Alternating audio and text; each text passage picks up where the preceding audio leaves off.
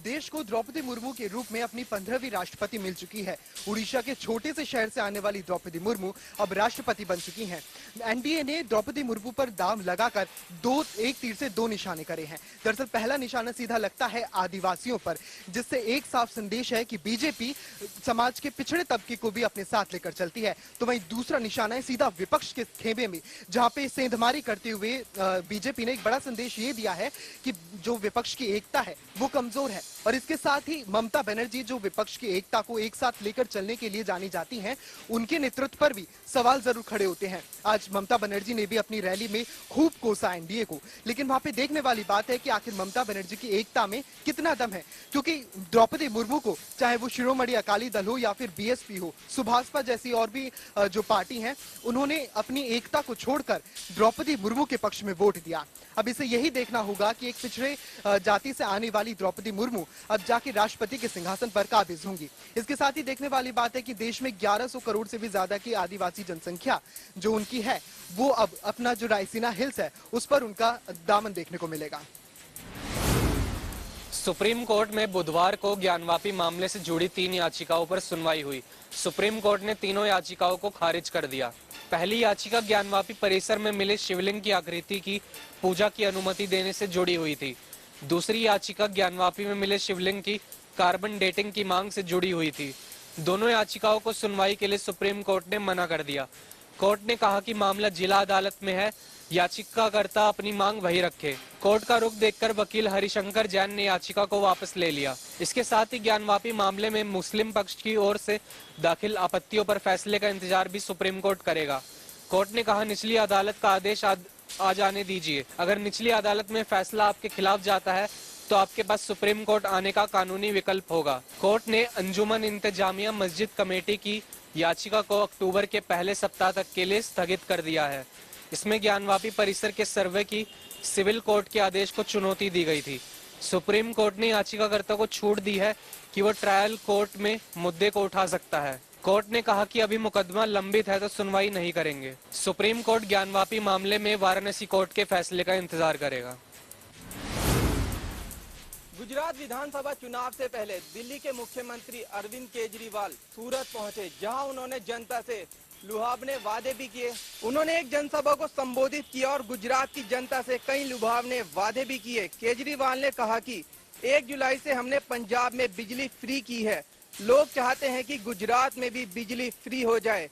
जो हमने दिल्ली और पंजाब में किया है वही हम गुजरात में भी करेंगे। आपकी सरकार बनने के 3 महीने के अंदर गुजरात में 300 यूनिट हर परिवार को बिजली फ्री होगी। इस दौरान केजरीवाल ने पीएम मोदी के फ्री में रेवड़ी बांटने वाले बयान पर चुटकी ली। केजरीवाल ने कहा कि कुछ लोग रेवड़ी की बात कर रहे हैं। जो फ्री की रेवड़ी जनता में बांटी जा रही है उसको भगवान का प्रसाद कहते हैं। हालांकि देखने वाली बात ये होगी कि जनता पर केजरीवाल के वादों का कुछ असर होता है या नहीं, या जनता फिर मोदी सरकार को ही पसंद करती है, मोदी की नीतियों को ही पसंद करती है, या केजरीवाल की नीतियों के साथ वो बढ़ना चाहेगी।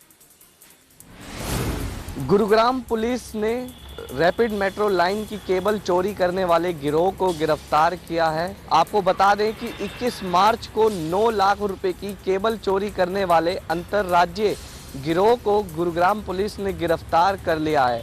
साथ ही आरोपियों के कब्जे से पुलिस ने लोहा काटने की मशीन और 27,000 रुपए नकद बरामद किए हैं। दिल्ली, यूपी समेत कई राज्यों में चोरी की वारदातों को अंजाम दे चुके हैं आरोपी। फिलहाल गुरुग्राम पुलिस का कहना है कि चोरी की गई केबल को भी जल्द ही बरामद कर लिया जाएगा। सावन की देर रात हुई बरसात ने रतिया में लोगों को जहां एक तरफ गर्मी से राहत दी है, वहीं रात से आज दोपहर तक हुई बरसात लोगों के लिए आफत बनकर भी आई है। रतिया फतेहाबाद रोड, सरदुलगढ़ कैंचियों पर कैंटर यूनियन के पास और शहर के कई इलाकों में पानी जल भराव देखने को मिला। भगत चौक पर पानी दुकानों में घुसा, जिसको लेकर दुकानों का नुकसान भी हुआ है। वहीं टिब्बा कॉलोनी में इस तेज बरसात से सड़कें भी धंसी हैं। वार्ड नंबर 2 में मकानों में दरारें आने की भी सूचना है। बाजार में आज पानी 2-2 फुट तक देखने को मिला। पानी की निकासी न होने पर लोगों में नगर पालिका प्रशासन के प्रति भारी रोष देखने को मिला। इस बरसात से आज लोगों का नुकसान भी बहुत हुआ है, जिसको लेकर लोगों ने मुआवजे की भी गुहार लगाई है। मेरे देश की धरती सोना उगले उगले हीरे मोती, गीत की जय पंक्तियां केवल गीत नहीं है। मेरे देश की धरती सचमुच में ही सोना उगलती है। इस समय मैं खड़ा हूँ यमुना नगर की सोम नदी में, जिसको सोन नदी भी कहा जाता है। सोन नदी इसलिए कहा जाता है कि इस नदी से सोना निकलता है। आप मेरे पीछे देख सकते हैं कि ये लोग सोम नदी में से सोना निकाल रहे हैं। ये एक अलग ही प्रोसेस है जिसके तहत ये इस नदी से सोना निकालते हैं।